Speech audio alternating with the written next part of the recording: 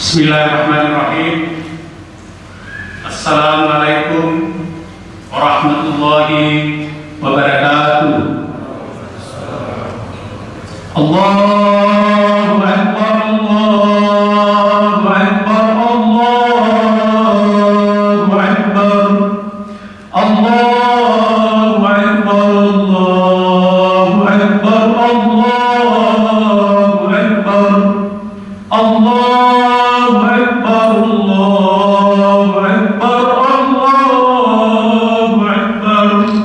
Allahu Akbar kabira walhamdulillahi katsira wa subhanallahi bukratan wa asila.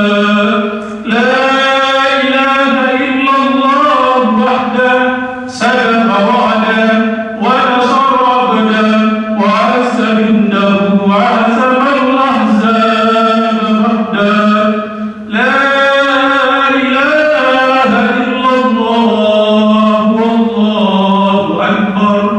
Allahu Akbar walillahil hamd.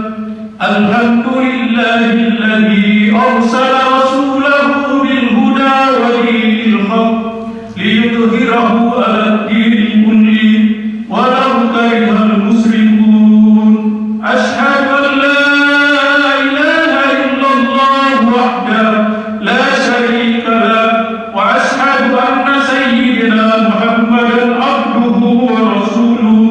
Allahumma salli wa sallim ala sayyidina Muhammad wa ala alihi wa ashabihi wa man tabi'ahum bi ihsan ila yaumiddin. Wa ya ibadallah, usikum wa nafsiya bi taqwallah faqad fazal muttaqun. Wattaqullaha haqqa tuqatih wa la tamutunna illa فقد قال الله تعالى في القرآن الكريم: أعوذ بالله من الشيطان الرجيم. بسم الله الرحمن الرحيم. فأقم وجهك للدين حنيفا فطرة الله التي فطر الناس عليها لا تبديل لخلق الله ذلك دين القيمة ولكن أكثر الناس لا يعلمون. صدق الله العظيم. Jamaah salat yang berbahagia. Allahu Akbar, Allahu Akbar, Allahu Akbar. Saya mengajak kita senantiasa untuk bersyukuri nikmat Allah Subhanahu wa taala atas segala limpahan rahmat karunia sehingga kita masih diberi kesempatan waktu iman, sehingga kita bisa dapat melaksanakan berbagai ibadah kepada Allah Subhanahu wa taala, termasuk pada pagi yang berbahagia ini kita melaksanakan Idul Fitri.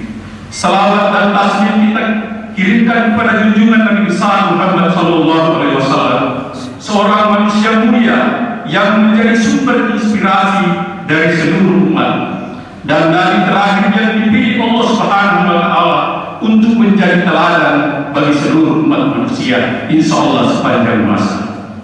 Alhamdulillah, pada pagi yang cerah ini kita semua umat Islam di seluruh penjuru dunia melaksanakan hari raya Idul Fitri. Ada yang di lapangan, ada yang di masjid, ada yang di musholla, ada yang di surau-surau. Semuanya duduk sama tinggi, berdiri sama tinggi, duduk sama rendah, dengan penuh rasa sukacita, dengan pakaian yang bersih dan baru, suci, menuruti awal-awal dan imam, meletakkan kepala di atas sajadah untuk bersujud kepada Allah Subhanahu wa taala sebagai tanda pengakuan kita betapa kecilnya kita di hadapan Allah Subhanahu wa taala. Atas rahmat dan berkah dari Allah Subhanahu wa taala, kita ditakdirkan hadir di tempat ini, bergembira karena telah melaksanakan ibadah puasa selama sebulan penuh. Ditambah dengan ibadah-ibadah yang lain, kita telah mengeluarkan zakat, kita telah beriman, bahkan kita telah melaksanakan tadarus dan ibadah-ibadah yang lainnya. Tetapi kegembiraan yang kita rasakan kadang-kala bercampur dengan rasa haru, rasa sedih, sebab di saat seperti inilah kita sering teringat akan kerabat kita, keluarga kita, anak-anak kita, bahkan orang tua kita. Apalagi kita tidak sempat tulis karena dilarang oleh Allah Subhanahu wa Ta'ala.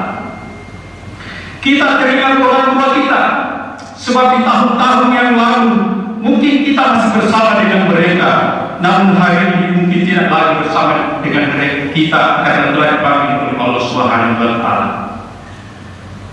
Pada tahun-tahun yang lalu mungkin masih kita bersama dengan anak-anak kita, namun hari ini boleh jadi ada di antara kita tidak lagi bersama dengan mereka karena telah dipanggil oleh Allah Subhanahu wa Ta'ala. Ada suami mungkin yang tidak bersama lagi dengan istrinya, bahkan ada istri yang mungkin juga tidak bersama dengan suaminya karena juga telah dipanggil oleh Allah Subhanahu wa Ta'ala.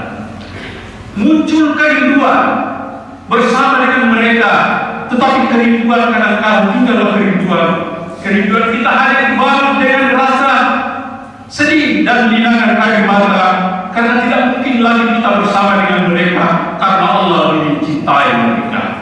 Faiza ajalha la yastaqbiluna sa'atan wa la yastaqdimun. Kalau ajal sudah tiba, maka tidak akan mungkin ditunda dan tidak akan mungkin dimajukan walaupun sesaat saja. Untuk mereka yang telah lebih dahulu meninggalkan kita, apakah itu orang tua kita, anak kita, saudara-saudara kita, saya mengajak kepada hadirin semua untuk mendirikan suratul Fatihah sehingga kita semua bisa menjadi orang-orang yang diridhoi oleh Allah Subhanahu wa Ta'ala. Ila ruhi al-Fatihah.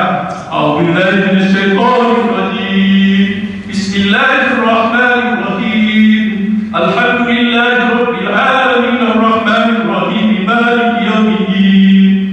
Iyyaka na'budu wa iyyaka nasta'in. Ihdinas siratal mustaqim. Siratal ladzina an'amta 'alaihim ghairil maghdubi 'alaihim waladdallin. Amin.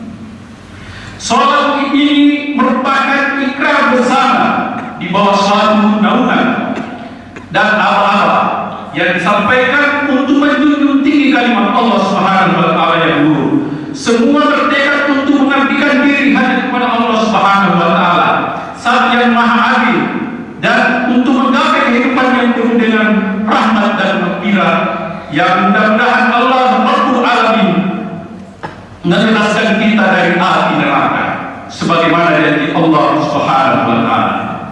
Di hari yang mulia ini pula jutaan kaum muslimin sedang melaksanakan ibadah sholat Idul Fitri setelah sebulan lamanya telah melaksanakan puasa Ramadan yang menjadi kewajiban setiap mukmin untuk mendapatkan predikat takwa. Ya ayyuhalladzina amanu kutiba alaikumus syiyam kama kutiba alal ladzina min qablikum la'allakum tattaqun. Di ayat yang lain Allah berfirman, inna akramakum indallahi tattaqun. Yang paling mulia di antara kamu di sisi Allah Subhanahu wa Ta'ala adalah orang yang paling tinggi tingkat ketakwaannya. Masih kaum muslimin yang dirahmati Allah Subhanahu wa Ta'ala. Di hari ini pula mari kita jadikan momentum untuk kembali ke fitrah dan memahami hakikat diri kita sebagai makhluk ciptaan Allah. Dalam Al-Quran surah Al-Rum Allah berfirman, "Fa'atin wajhaka lid-din hanifan fitratallahi allati fatara an-nas 'alaiha la tabdila li khalqillah dzalika dinul qayyimah walakinna aktsaran nas la ya'lamun." Maka hadapkanlah wajahmu dengan lurus kepada Allah Subhanahu wa Ta'ala. Tetaplah menjadi fitrah Allah yang telah menciptakan manusia menurut fitrahnya. Tidak ada perubahan pada ciptaan Allah, agama yang lurus, tetapi kebanyakan manusia tidak mengetahuinya. Syekh Ahmad Mustafa Al-Malaki ketika menafsirkan ayat ini berkata bahwa fitrah adalah at-tahayyu li qulubul al-haq wa adin at-tauhid.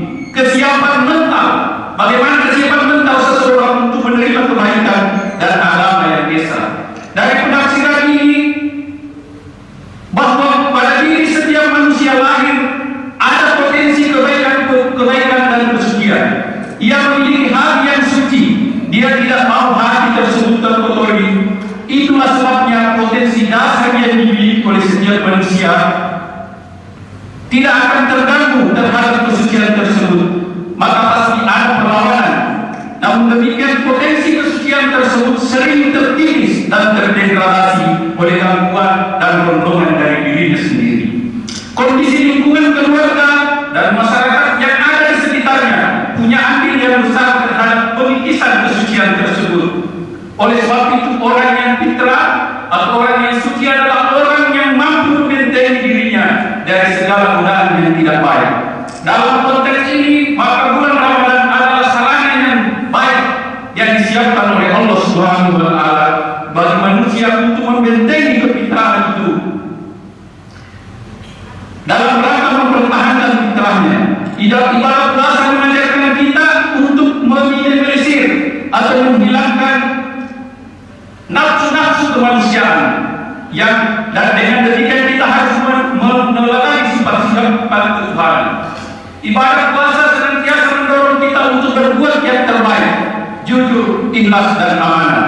Kita tidak mampu melaksanakan pesan-pesan moral dari puasa dalam kehidupan kita, maka layaklah kita berada dalam kefitrahannya, dan insya Allah kita akan mendapat predikat muttaqin. Mudah-mudahan kita semua yang ada di tempat ini termasuk orang-orang yang ada di dalamnya. Jamaah Idul Fitri yang berbahagia. Selain fitrah, maka sebaiknya kita menyadari hakikat dari kita.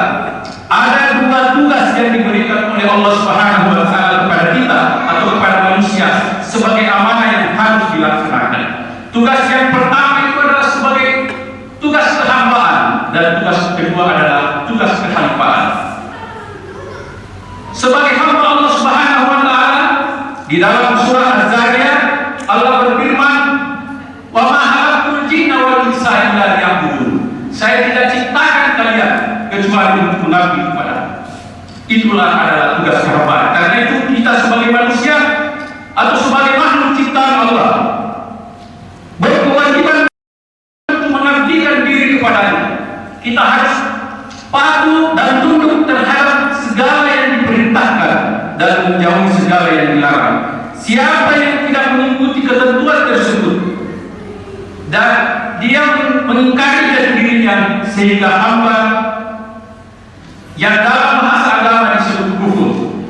Dari ayat tersebut terlihat bahwa manusia itu adalah makhluk yang diciptakan oleh Allah Subhanahu wa Ta'ala, sedangkan Tuhan adalah pencipta atau al-Khaliq. Dengan demikian manusia punya kewajiban untuk beribadah, menyerahkan diri secara total kepada Sang Pencipta. Kalau dibuat dalam bentuk garis, maka hubungan antara Allah dengan manusia itu berupa garis vertikal, di mana Allah Subhanahu wa Ta'ala ada di bagian atas dan manusia ada di bagian bawah. Itulah yang kita sebut dengan hablum minallah. Perlu pula dipahami bahwa Allah tidak butuh untuk disembah, karena Allah bukanlah zat yang memiliki kebutuhan. Allah tidak bersifat kurang, tetapi manusia yang patut, yang butuh sebagai sarana untuk mengaktualisasikan dirinya terhadap penciptanya. Yang kedua, sebagai khalifah, manusia adalah makhluk yang diberi amanah oleh Allah Subhanahu wa Ta'ala untuk memakmurkan alam dengan segala isinya. Dalam Al-Quran surah Al-Baqarah ayat 30 Allah berfirman, "Wa idh qala rabbuka lil malaikati inni ja'ilun fil ardi khalifah." Ingatlah ketika Allah hendak menciptakan manusia, maka manusia itu diberikan kesempatan untuk menjadi khalifah di muka bumi. Sebagaimana asal katanya khalifah adalah, perlu dipahami, adalah sebagai wakil untuk mengurus, mengelola, mengayomi, memakmurkan dan memanfaatkan segala yang ada di bumi ini. Selain hal tersebut, maka fungsi kehalifahan juga menegaskan secara meyakinkan akan terbentuknya peralatan sosial yang adil, demokratis, setara, dan mengedepankan nilai-nilai kemanusiaan. Antara satu dan yang lainnya memiliki hubungan yang sama besar dan sama kuat. Di antara mereka tidak ada subordinasi, mereka setara dan selara. Jika ini digambarkan dalam bentuk garis, maka hubungan kehidupan itu berupa garis horizontal, di mana hubungan antara manusia itu dengan manusia seimbang. Itu yang kita kenal dengan hablum minan nas. Dalam Islam, kedua fungsi tersebut, yaitu fungsi kehambaan dan fungsi kehidupan, harus disinergikan secara seimbang. Tuntutan kehambaan harus diseimbangkan dengan tuntutan kehidupan. Dia tidak tergolong sebagai insan kami atau manusia terbaik jika hanya mampu menjalankan tugas-tugas kehambaannya saja, merupakan sementara fungsi sosial kemasyarakatan yang terbengkalai. Demikian juga sebaliknya, bukan hamba atau termasuk orang yang terbaik jika ia hanya mampu melaksanakan tugas-tugas kehambaannya, sementara tugas-tugas kehambaannya tidak diaktualisasikan. Dengan demikian, fitrah kita sebagai manusia harus bisa menjalankan tugas-tugas baik sebagai hamba maupun sebagai khalifah di muka bumi ini. Allahu Akbar, Allahu Akbar, Allahu Akbar. Banyak sekali peringatan Allah Subhanahu wa taala di dalam Al-Qur'an, salah satunya adalah dalam surah Al-Ma'un. Ara'aital ladzi yukadzibu bid-din, fadzalikal ladzi yad'u al-yatim wa la yahuddu 'ala ta'amil miskin, wa waylun lil musallin alladzina hum an salatihim sahun wal ladzina hum yura'una wa yamna'una al-ma'un. Tahukah kalian orang yang mendustakan agama itulah orang-orang yang menghardik anak yatim, tidak menganjurkan memberi makan kepada orang miskin, maka celakalah orang-orang yang salat, yaitu orang-orang yang lalai dalam salatnya, orang-orang yang berbuat riya, dan orang-orang yang enggan memberikan pertolongan. Orang-orang seperti ini hanya melaksanakan tugas kehambaannya dalam bentuk ibadah wahda, tetapi ibadah sosial kemasyarakatan yang diabaikan. Meski dia melaksanakan salat dan menyembah Allah, tetapi dia akan celaka di akhirat kelak, sebab dia lupa makna dari salatnya. Dia beribadah secara formalistik saja, tetapi tidak substansialistik. Dalam keadaan sehari-hari dia beribadah, tetapi lisannya tidak terjaga, telinganya tidak mendengar hal-hal yang baik, matanya berkeliaran kemana-mana, mulutnya memakan makanan yang tidak jelas perolehannya, dan kakinya digunakan melangkah bukan pada jalan yang benar, serta pikirannya tidak memikirkan hal-hal yang bermanfaat. Olehnya itu di dalam Islam, ritual-ritual ibadah yang dilakukan selain memiliki dimensi formalistik, harus juga memiliki dimensi substansialistik dan harus dilakukan secara berimbang. Dalam kasus puasa misalnya, kita lihat sabda Rasulullah sallallahu alaihi wasallam, "Rubba sa'amin laisa lahu haddun min sawmihi ila al-ju'i wal atas." Betapa banyak orang yang melaksanakan puasa tapi tidak mendapat apa-apa kecuali rasa lapar dan rasa haus. Orang yang melakukan ibadah puasa tetapi tidak mendapatkan balasan apapun disebabkan dirinya tidak mampu membangun harmoni kehidupan sosial, pikiran, lisan dan gerakan serta tindakannya tidak terjaga dan dari perilaku destruktif. Begitu pula dalam ibadah haji misalnya, al-hajju mabrur laisa lahu jasadu illa jannah. Betapa banyak orang yang melaksanakan haji tetapi tidak mabrur. Haji yang mabrur balasannya hanya tidak ada lain kecuali surga. Ketika itu sahabat-sahabat bertanya, ini adalah kisah dari Rasulullah dalam hadis yang digambarkan bahwa ketika itu sahabat bertanya, apa itu haji mabrur ya Rasulullah? Dia Rasul menjawab, dia yang memberi makan dan dia rajin menebarkan salam. Artinya seorang yang telah melaksanakan haji baru disebut mabrur jika sekembalinya melaksanakan haji dia peduli kepada sesamanya dan dia senantiasa menimbulkan rasa damai dan aman di sekitarnya. Jika tidak, maka hajinya disebut mabrur. Itu berarti tidak ada surga baginya. Memberi makanan merupakan wujud dari solidaritas kita. Orang yang memiliki solidaritas dan kepedulian yang tinggi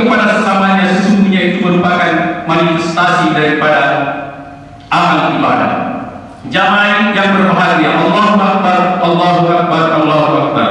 Sesungguhnya banyak cara untuk memperkuat dan mempertebal potensi kepintaran kita. Di antaranya menghilangkan atau meminimalisir nafsu-nafsu kemanusiaan dan meneladani sifat-sifat ketuhanan. Jika Allah Subhanahu wa taala memiliki sifat pengampun terhadap hamba-hambanya, kita pun harus terbiasa secara ikhlas memberikan maaf kepada sesama, termasuk orang-orang yang telah menyakiti kita. Jika Allah Subhanahu wa taala Maha Pengasih dan penyayang terhadap hambanya, maka kita pun harus belajar ikut mengasihi dan menyayangi orang-orang yang ada di sekitar kita. Dalam salah satu hadis Nabi Muhammad SAW bercerita bahwa ada dua orang di akhirat, kedua-duanya divonis masuk neraka. Si A adalah orang yang berlumuran dosa sehingga amalnya tidak mampu mengimbangi keburukannya. Artinya timbangan keburukannya lebih tinggi. Sementara si B adalah orang yang memiliki kebaikan hampir sama dengan keburukannya atau dosanya. Jika ada satu kebaikan lagi niscaya si B ini akan masuk ke surga. Mendengar itu lalu si A yang tadi sudah pasti masuk neraka memberikan pahala satu kepada si B sehingga si A ini masuk surga. Lalu Allah mendengar keikhlasan dari si B ini terhadap temannya yang diberikan pahalanya. Lalu Allah berkata, "Atajudu wa ana wal jawad al-karim." Apakah engkau akan berbuat baik sedang Aku yang Maha Pengasih dan Maha Penyayang? Akhirnya Allah Subhanahu wa taala memerintahkan malaikat untuk memasukkan keduanya ke dalam surga. Si B dimasukkan ke dalam surga sebab nilai pahalanya sudah bertambah sehingga dia masuk surga, sementara si A dimasukkan ke dalam surga karena ada kepedulian dan rasa sosial terhadap sesamanya. Allahu Akbar, Allahu Akbar, Allahu Akbar. Demikianlah upaya yang sempat saya sampaikan. Semoga kita dapat diberi kekuatan lahir batin sehingga tugas-tugas yang diamanahkan kepada kita, terutama tugas sebagai hamba dan amanah sebagai hamba, dapat kita laksanakan dengan baik secara berimbang, tulus dan penuh keikhlasan. Barakallahu li wa lakum fil Qur'anil azim wa nafa'ani wa iyyakum bima fihi minal ayati wa dzikril hakim wa taqabbal minni wa minkum tilawatahu innahu was-sami'ul alim wa qul rabbi ighfir warham wa anta khairur rahimin.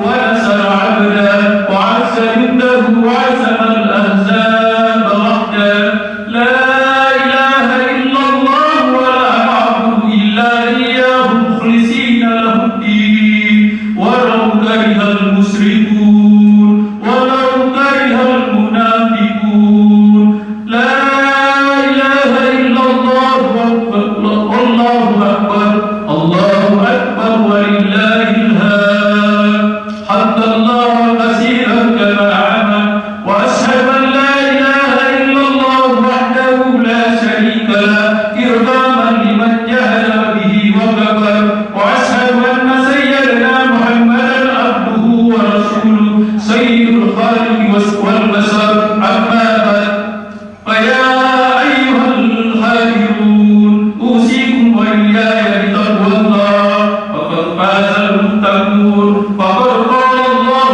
ta'ala fi kitabihil karim, a'udzu billahi minasy syaithanir rajim. Bismillahirrahmanirrahim. Inna Allaha wa malaikatahu yusalluna 'alan nabi ya ayyuhalladzina amanu sallu 'alaihi wa sallimu taslima. Allahumma salli wa sallim ala sayyidina Muhammadin wa ala alihi wa sahbihi wa sallam. Allahumma ighfir lil mu'minina wal muslimat wal mu'minina wal mu'minat al ahya'i minhum wal amwat innaka sami'un karim mujibud da'wat. Rabbana ighfir lana wa li ikhwanina alladhina sabaquna bil iman wa la taj'al fi qulubina ghillan lil ladzina amanu rabbana innaka ra'ufur rahim. Rabbana zalamna anfusana wa in lam taghfir